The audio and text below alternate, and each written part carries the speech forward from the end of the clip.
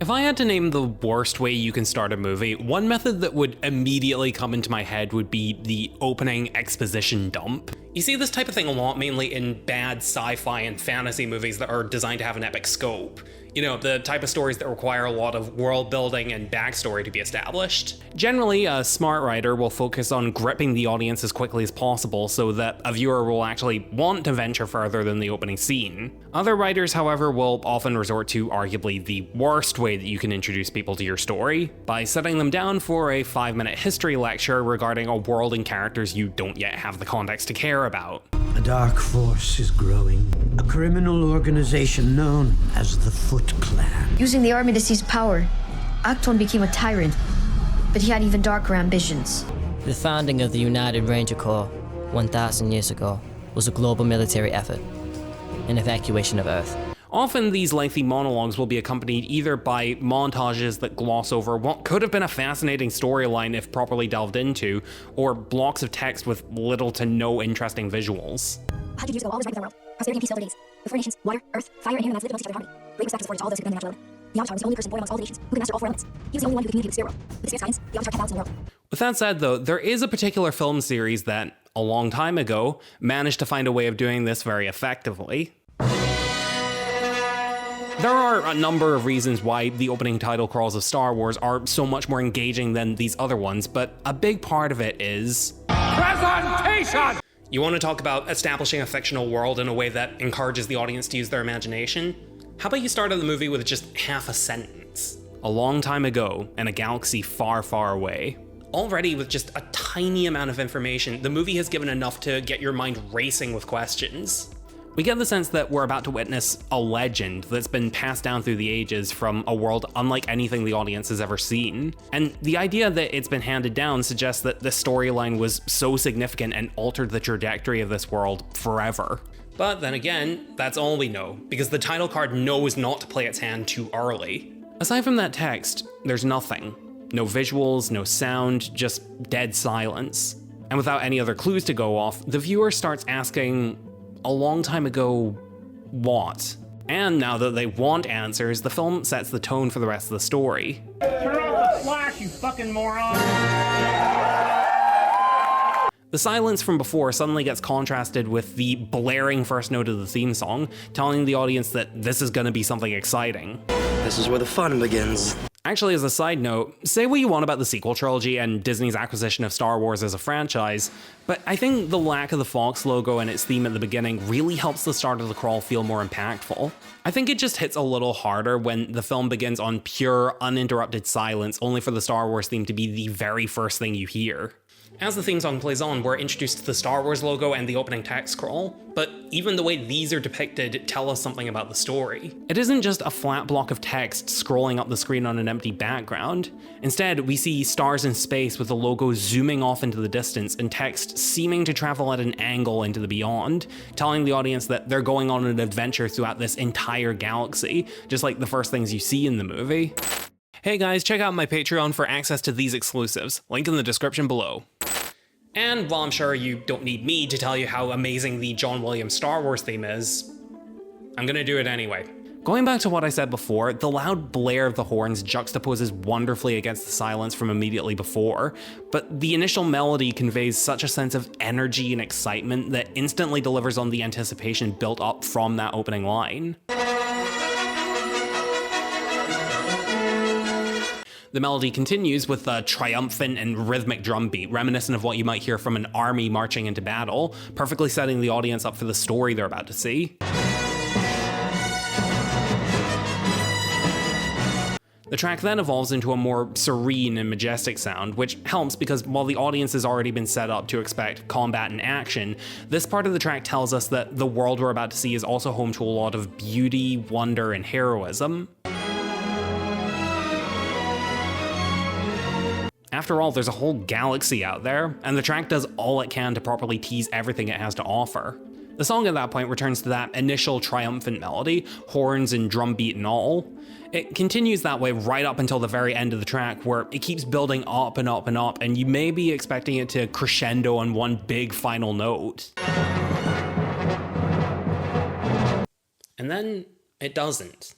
Instead, it catches you off guard as the melody kind of trails off and lingers on a few repetitive and ominous final notes.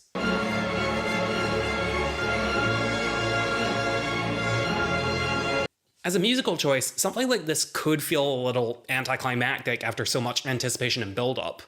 But in this context, I think it does seem pretty appropriate. Bear in mind that while this track has been going on, the opening text scroll has been telling us about a galaxy at war, an evil dictatorship with enough influence and power to rule over everything, and with only a small group of rebels able to even try and stop it. Those are pretty scary and daunting odds, and all the text scroll tells us is what the heroes are doing about it at the moment. Will they succeed? Will the villains stop them? We're just gonna have to wait and see. With that in mind, it makes sense that the end of this otherwise victorious and inspiring piece of music suddenly feels so uncertain. Now, presentation is all fine and good, but unless you actually have a compelling story to go along with it, you're really only going to amount to a slightly more palatable version of those failed opening narrations that I talked about earlier. And admittedly, these title crawls, much like the Star Wars movies themselves, kinda tend to vary in quality. Occasionally, you'll get a Rise of Skywalker where a major paradigm-shifting event is glossed over when it's something the audience really should have been allowed to see firsthand. Somehow, Palpatine returned and all that bantha fodder. Maybe you'll get an Attack of the Clones where the threat the heroes face isn't properly explained, making the crawl feel vague and confusing. Or maybe you'll get a Phantom Menace, which fails to understand the appeal of these crawls to a laughable degree. I mean, with everything I've described about the epic and exciting way that these title crawls are presented, what possesses you to accompany it with the opening line, "The taxation of trade routes to outlying star systems is in dispute"? But these opening crawls generally work for a few reasons. For one, they're not discussing ancient events taking place decades or centuries before the main story, effectively admitting to the audience that none of what's being told is immediately relevant. Instead, they're talking about events which are happening right now at the beginning of the story, which gives it a much greater sense of urgency. For example, A New Hope's title crawl says the rebels have stolen the Death Star plans and the Empire wants them back. That gets your attention because it's an ongoing and currently unresolved conflict. Then, opening scene, boom, the rebels are being chased by the Empire. Okay, we're now invested and want to see how the situation plays out. There is obviously a lot of lore and backstory present in this franchise, but these are details that are brought up later as they become relevant. The other reason is, it's short. The text crawl scrolls by in just about a minute, so they only have time to go over the essentials. This has the effect that even though we're given the basic information, there's still an element of mystery to it. Going back to A New Hope for an example, what does the Civil War entail? Who are these rebels? Who's in charge of the Empire? What do they plan to do with this Death Star they're building? What planets are at risk? What effect does all of this have on the galaxy? Most impressive. To contrast with everything I've just said, I'd like to take a look at a film that, in a lot of ways, tried to replicate the success of Star Wars, but failed in just about every way. Zack Snyder's Rebel Moon. God, that's 3 videos I've made on Zack Snyder now, and they've all been negative. Guys, I like this man, I swear. I would bring up the fact that I really like Sucker Punch, but the comments on my Rebel Moon video told me that wasn't helping my credibility. Now, Rebel Moon opened in a similar way to Star Wars, just with narration rather than a title crawl. On the Mother World, 1,000 kings ruled, unchallenged in succession. But everything Star Wars did right in this regard, Rebel Moon did the opposite. The presentation is nothing special. The music that plays is just generically ominous rumbling as opposed to anything memorable or that conveys anything about the plot other than, well, it's a bit serious, isn't it?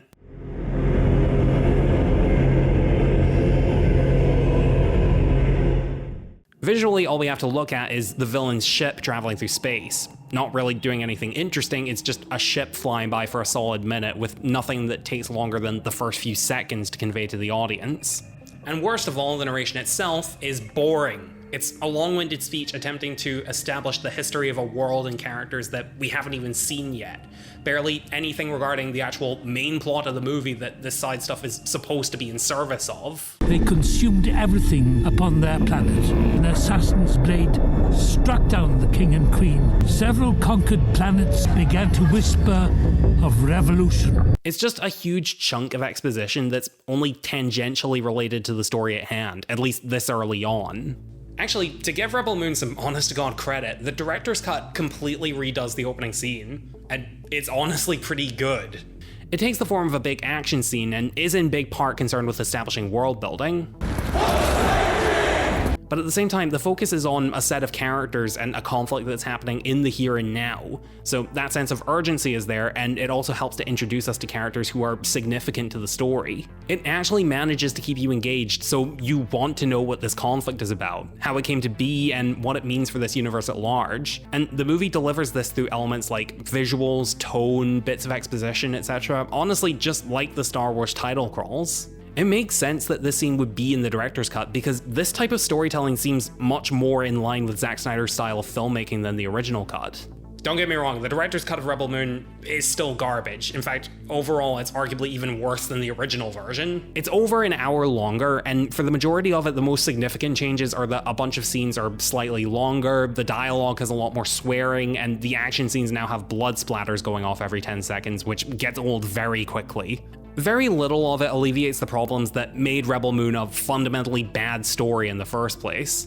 But when I watched it, for the first 20 minutes, I was made genuinely optimistic. It was so surreal that after making an entire video talking about how much I hated these movies, I was actually enjoying Rebel Moon. And it wasn't because the director's cut moved away from its Star Wars inspiration. Sure, it ditched the format, but the presentation, the storytelling, the things that made the Star Wars title crawls work, those were fully embraced, but just taken in a different direction.